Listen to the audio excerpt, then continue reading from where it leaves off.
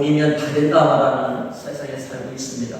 정말 돈만 있으면 하고 싶은 거 마음대로 다 할 수 있는 것 같습니다. 돈만 있으면 먹고 싶은 거 마음대로 먹을 수 있고요. 가고 싶은 거 다 가질 수 있을 것 같습니다. 가고 싶은 곳 마음대로 가고 하고 싶은 일 다 할 수 있을 것 같아요. 자유와 평안을 마음껏 누리며 모든 사람들이 선망하는 삶을 살 수 있을 것 같습니다. 돈만 있으면 행복은 저절로 오는 것 같아요. 그래서 많은 사람들이 부자가 되고 안간힘을 쓰고 있습니다. 돈 부자, 땅 부자, 건물 부자, 또 주식 부자, 다만 부자가 되려고 하고 있어요. 하지만 우리는 돈으로 다 되는 세상이 아니라는 것을 알고 있습니다. 돈으로 절대 그렇게 될 수가 없어요. 돈이 많다고 행복한 것도 아니고, 돈이 많다고 다른 사람의 마음을 얻을 수 있는 것도 아니죠. 돈이 많다고 건강한 것도 아니고, 병에 걸리지 않는 것도 아니고, 오래 사는 것도 아니에요. 돈이 많다고 시간을 사들일 수도 없습니다. 돈이 많아도 살고 죽는 것은 우리 뜻대로 되지 않습니다. 먹고 마시는 것도 마찬가지죠. 움직이는 것도 숨 쉬는 것도 마음대로 할 수 없는 것이 사람이에요. 사람은 이렇게 연약합니다. 그럼에도 불구하고 이것을 알면서도 사람들은 부자가 되려고 해요. 어떻게든 돈을 많이 벌려고 해요. 그러면 좀 나아질 거라고 생각을 하죠. 많은 그리스도인들도 마찬가지입니다. 오늘 본문은 이런 일에게 종종을 울립니다. 진정한 행복을 누릴 수 있는 방법을 가르쳐주고 있습니다. 예수님을 찾아온 어떤 사람의 이야기를 통해 행복은 돈이 가져다 주는 것이 아니라는 사실을 명확히 하셨어요. 여러분, 행복은 돈이 가져다 주지 않습니다.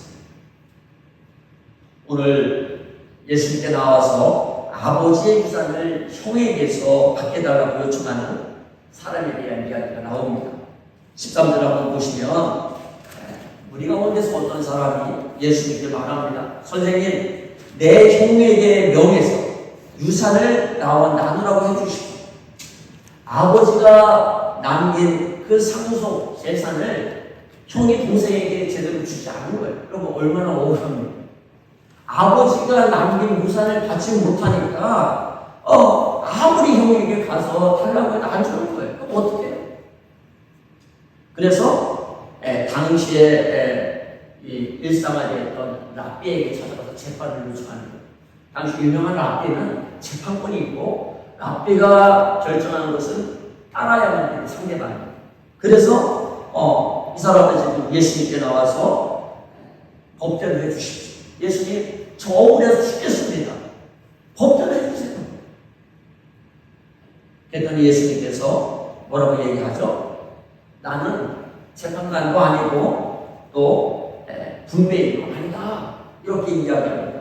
예수님께서 왜 이런 말씀하셨는지 우리는 생각해 볼 필요가 있어요. 사실 법대로는 좋은 말이지만 법대로 하면 어떻게 되죠? 형하고 동생이 법대로 하면 어떻게 될까요? 원수가 됩니다. 그날로 끝나는 거예요. 우리도 아이죠. 지금 유명한 개그맨 형과 형수한 문제, 또 그가 어머니와 아버지 완전히 그 집안이 풍박살 났어요. 뭐 때문에? 돈 때문에. 이 유산 문제로 이 집안이 또 형제 간의 부모와 자식 간의 원수된 집안이 굉장히 많습니다. 주변에. 대표적으로 여러분, 우리는 오늘을 통해서 우리나라에는 이 유산 문제 때문에 난이 많이 일어났습니다. 여러분 알죠? 왕자의 난 하면 현대그룹의 장남과 차남 사이에 이 왕자의 난이라고 표현을 했어요. 그 다음에 어디 있어요? 롯데그룹의 여기는 이제 왕자가 아니라 형제의 난이에요. 효성그룹도 형제의 난, 한국타이어도 형제의 난. 여러분 이 신문에 매일 소식돼요. 그렇게 많이 가진 사람들도 더 가지기 위해서 끊임없이 여러분 싸우는데 어떻게 해요? 다 법대로 하는 거예요. 법대로 하니까 어떻게 원수가 돼요. 오늘 예수님께서 그에게 이야기하는 거예요. 네가 억울한 것은 맞아요. 억울하죠. 그런데 이 억울한 것을 법대로 하게 될 경우에 원수가 될 뿐만 아니라 가족관계도 파탄이 납니다. 그러니 이 문제는 내가 재판할 문제가 아니라 네가 선택할 문제다. 나는 재판관도 아니고 경비인도 아니다. 네가 결정하고 얘기하는 거예요. 그러면서 예수님께서 그가 결정할 수 있도록 한마디를 딱 던져줍니다. 뭐라고요? 너희는 조심하여 온갖 탐욕을 멀리하여라. 15절에 재산이 차고 넘치더라도 사람의 생명은 거기에 달려있지 않다. 무슨 말씀입니까? 재산이 차고 넘치더라도 사람의 생명, 사람의 행복, 사람의 평안은 돈에 달려있지 않다. 재물에 달려있지 않다. 그러니 여러분 지금 예수님 근처에 모이는 수많은 사람들에게 예수님께서 이야기하는 거예요. 그러니 욕심을 내려놔라. 그거 좀 더 갖는다고 소유가 행복을 결정짓는 것은 아니다 라고 이야기를 하고 있습니다. 우리는 이 예수님께 찾아온 사람에게 예수님께서 말씀하시는데 한 비유를 이야기합니다. 우리가 다 알고 있는 어리석은 부자 비유예요. 한 부자가 있었죠. 그리고 이 농사를 지어서 엄청난 수확을 거두어들여서 이제는 쌓아놓을 곳이 없었어요. 그래서 이 창고를 헐고 더 큰 창고를 지어서 거기다가 이 수확물을 어떻게 보면 그간 열심히 일해서 모았던 재산을 그곳에 쌓아놓으려고 합니다. 그래놓고는 이제는 내가 평생 먹고 써도 남을 만큼 모았으니 이제 편히 먹고 마셔야겠다라고 이렇게 이야기합니다. 오늘 이 비유에 중요한 것이 있습니다. 등장인물이 부자 한 사람밖에 나오지 않아요. 뭐라고 얘기하느냐면 내 소출을 그는 혼자 말하겠다. 내 국간을, 내 곡식과 물건들을 내 영혼에게 말하겠다. 너는 마음 먹고 먹고 마시고 즐겨라.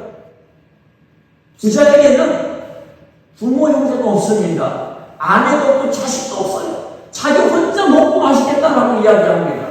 종들도 없고 이웃도 없어요. 이 사람은 오직 자신만을 위해 사는 사람이 돈밖에 모르는 사람이에요. 먹고 마시고 편히 사는 것밖에 모르는 사람이에요. 여러분 그것이 가장 중요하다고 생각하는 사람입니다. 그러다 보니 어떻게 돼요? 당연히 가족관계가 깨어지겠죠. 열심히 살아서 노력해서 재물을 많이 모은 사람이에요. 근데 오늘 하나님 뭐라고 얘기합니까? 그때 그날 밤에 하나님이 너를 데려가신다면 네가 쌓아둔 것, 네가 그동안 준비한 모든 것이 누구 것이 되겠느냐라고 얘기해요. 그에게는 가족이 없어요. 아무도 없어요. 그냥 허무하게 끝나는 거예요. 이 비유를 통해 예수님은 당사자와 우리에게 제자들에게 주시는 교훈이 있습니다. 우리에게 주시는 교훈이 있어요. 뭘까요? 우리가 다 아는 거예요. 돈을 의지하는 사람은 어리석은 사람이라는 것을 오늘 이야기해 주고 있습니다. 20절 한번 볼까요? 그러나 하나님께서 말씀하셨다. 어리석은 사람아, 오늘 밤에 내 영혼을 내게서 도로 찾을 것이다. 그러면 내가 장만한 것들이 누구의 것이 되겠느냐? 돈을 사랑하고 의지하는 사람은 이 어리석은 부자와 같은 사람이라는 거예요. 그렇게 인생이 허무하게 끝날 것이라는 것을 이야기해 주고 있습니다. 예수님은 오늘 예수님께 찾아온 어떤 사람에게 바로 내 형이 어리석은 부자 같은 사람이다 라고 이야기하는 거예요. 그리고 너도 어리석은 부자처럼 되고 싶니? 내 형처럼 되고 싶니? 결정은 네가 해. 결정은 네가 하라고 이야기해요. 성경은 돈을 의지하면, 돈을 따르면 한 사람이 한 인생이 어떻게 망가지는지를 이렇게 보여주고 있어요. 10편 3편 한번 볼까요? 악인은 그의 마음에 욕심을 자랑하며 탐욕을 부리는 자는 여호와를 배반하여 멸시하나이다 이렇게 되어 있습니다. 악인은 욕심을 자랑하고 탐욕을 부리는 자, 여호와를 배반하여 멸시하나이다. 레위기 1장 16절에는 이렇게 탐욕을 부리는 사람은 거짓말을 하게 된다라고 이야기하고 있고요. 그리고 우리가 잘 아는 디모데전서 1장 10절에서는 돈을 사랑하는 사람들은 결국 믿음에서 떠나서 하나님을 떠난다라고 이야기를 하고 있습니다. 베드로후서 2장 14절에는 저주의 자식이 된다라고 이야기하고 있습니다. 여러분, 이러한 돈에 대한 욕심이나 탐욕을 어떻게 버릴 수 있을까요? 시편 119편 30절 한번 같이 읽어봅시다. 시작. 내 마음에 주의 증거들에게 항의하게 하시고 탐욕으로 향하지 말게 하소서. 우리 안에 있는 이 물질적인 재물에 대한 이 욕심은 혹은 우리가 마음 먹는다고 이길 수가 없어요. 하나님의 말씀을 우리가 붙들어야 돼요. 하나님께서 뭐라고 말씀하시는지 이 하나님의 말씀을 우리가 붙들고 내 마음이 물질의 탐욕으로 빠지지 않도록 하나님 앞에 기도해야 돼요. 두 번째, 예수님은 이 어리석은 부자의 비유를 통해서 사람에게 재물을 주시는 분이 하나님이라는 것을 말씀하고 있습니다. 이것도 너무나 쉬운 이야기죠. 그렇죠? 네. 여러분, 돈은 하나님이 주시는 거예요. 주시는 분도 가져가시는 분도 하나님이에요. 우리는 알지만 이것을 우리 삶 속에, 여러분, 나의 인생 속에 확고하게 심고 이대로 살아가느냐는 또 별개의 문제인 것 같아요. 욥기에서 욥을 보십시오. 여러분 어때요? 하루아침에 그의 가진 것이 다 날아갑니다. 그의 건강도 잃게 돼요. 하나님은 말씀하시죠. 욥도 이야기합니다. 주신 분도 하나님이요 가져가신 분도 하나님이에요.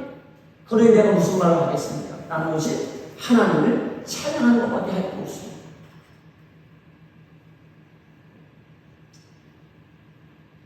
하나님이 주시는 분이고 가져가시는 분이라는 사실을 통해서 오늘 말씀은 하나님을 경외하는, 하나님을 두려워하는 말씀을 하고 있는 거예요.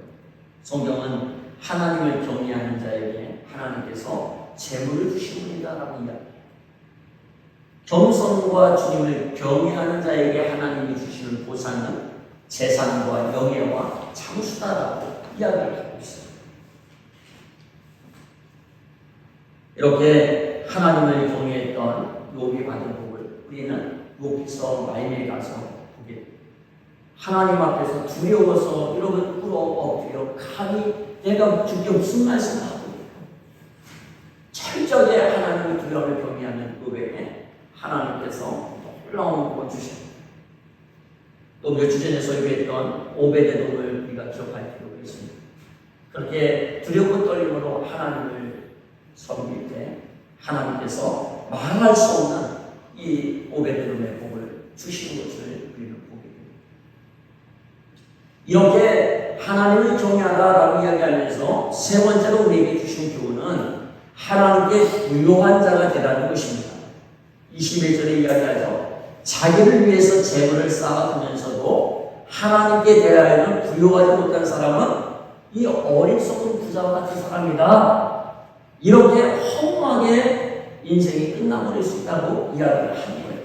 이게 무슨 말일까요? 하나님께 대하여 부유하지 못한 사람, 물질을 가지고 있으면서도 하나님께 부유하지 못한 사람, 이게 무슨 말이에요?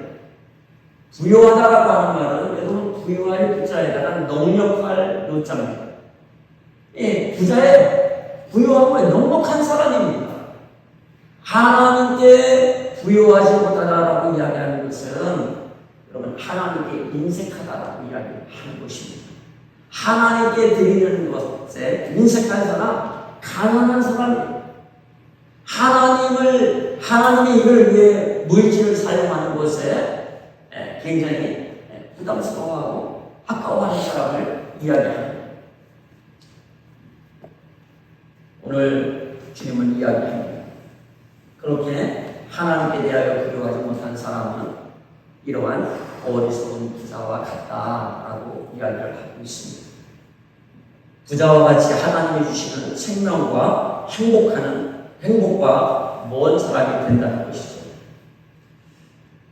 오늘 우리는 하나님을 경외하는 자가 하나님께서 물질을 주시고 또 물질을 거두어 가신다는 것을 알고 하나님을 경외하는 자, 이러한 사람이 하나님께 대하여 부유한 자가 될 수 있다는 것을 알게 돼요.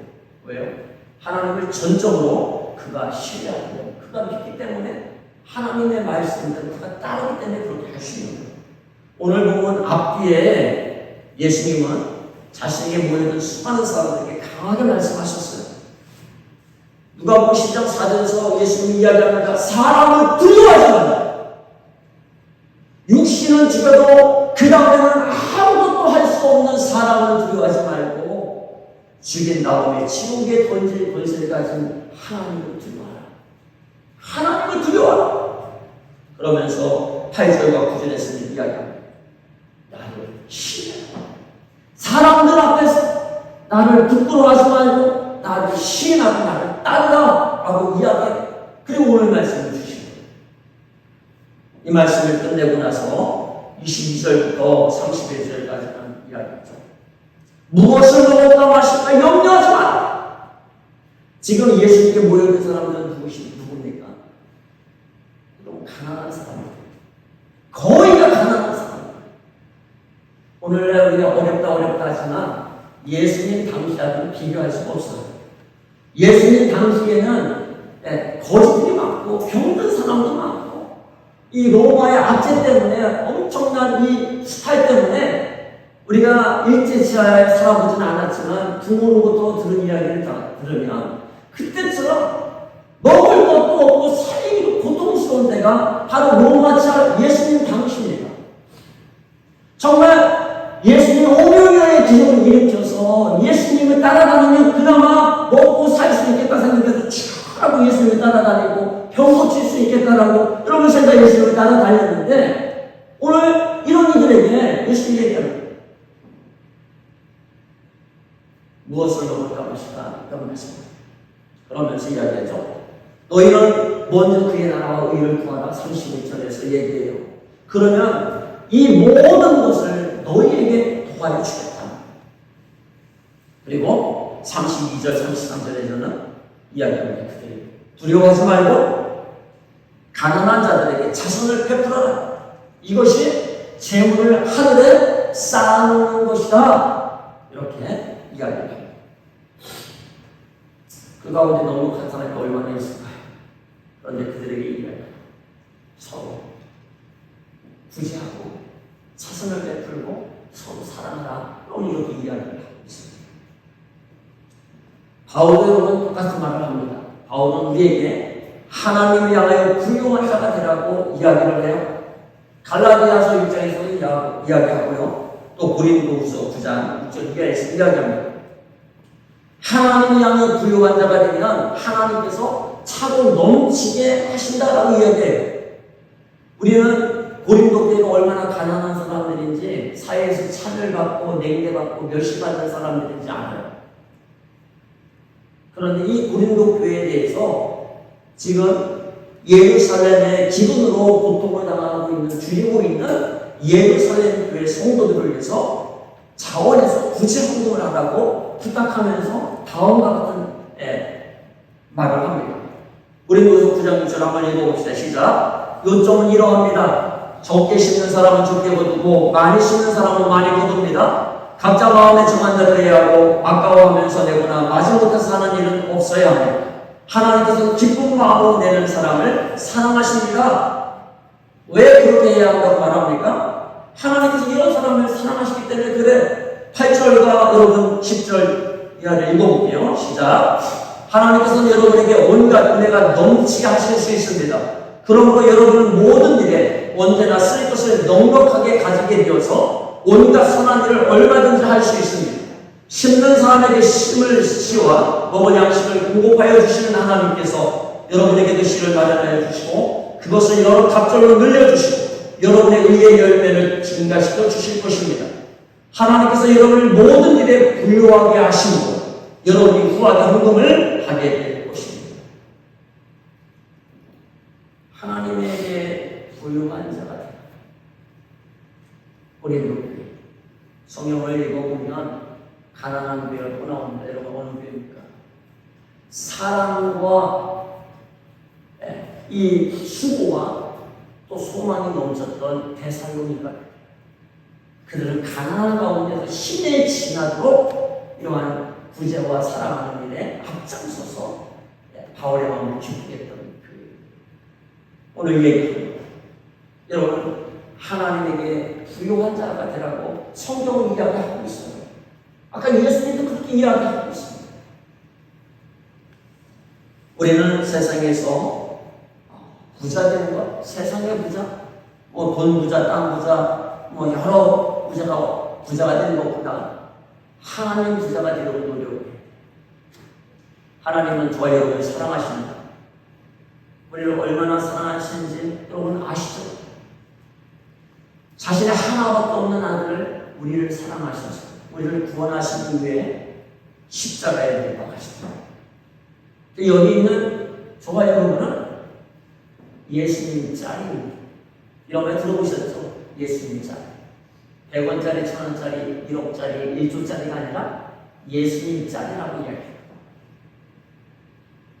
이 세상에 그 어떤 것으로도 바꿀 수 없는, 수천억으로도 수조원으로도 억만 금으로도 바꿀 수 없는 대체 불가한 보물이 바로 우리라고 하는 거예요. 하나님이 우리의 아버지가 되셨습니다. 우리 안에 거하시면서 영원토록 함께 하시고 우리를 조금 더 부족함이 없게 하시는 하나님이십니다. 그러니 우리는 이 세상에서 최고의 하나님 부자가 된 거예요. 하나님은 저와 여러분을 위해서라면 무엇이든지 아끼지 않고 다 주십니다. 그만큼 우리를 사랑하십니다. 우리가 예수님 짤, 예수님보다 어떻게 보면 더 귀한 존재, 예수님 하나밖에 없는 아들을 버리면서 우리를 살려주시기 때문에 그렇습니다.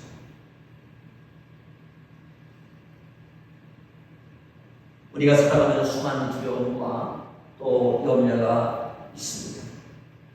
오늘 주님은 이야기합니다. 두려워하지 마라. 그리고 하나님께 대하여 부요한 자가 되라. 하나님의 입에 부요한 자가 되라고 합니다. 그러면 우리는 하나님 부자가 됩니다. 내가 하나님 부자가 됩니다. 우리는 하나님께서 주시는 진정한 행복과 생명을 누릴 수 있습니다. 말씀을 묵상하고 한 주간 살아가면서 하나님께 부유한 자로 나아갑니다. 하나님께서 우리에게 필요한 모든 것을 공급해 주시는 이런 놀라운 은혜를 경험하는 하나님 부자들이 다 되시기를 바랍니다. 기도하겠습니다.